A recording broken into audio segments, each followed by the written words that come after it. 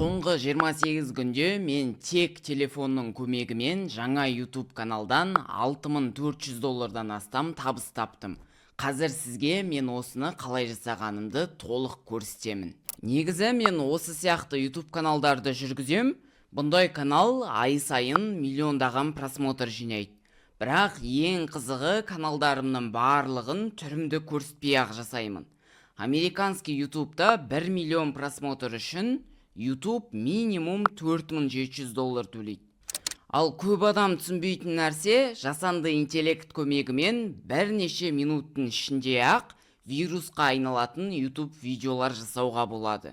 Енді мен осындай контентті қалай жасайтынымды дәл қазір көрсетемін.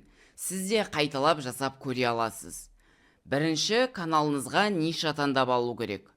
Осындай жасанды интеллектпен озвучка жазылатын, интернеттен алынған картинкалар мен видеоларды монтажда біріктіретін ниша новичоктар үшін ең оңай ниша. Енді конкуренттің видеосын атын алып, Клодқа 10 минуттық текст жазып бер дейміз. Дайын тексті Eleven Labs'қа саламыз, 1 минутта видеоға озвучка жасап береді.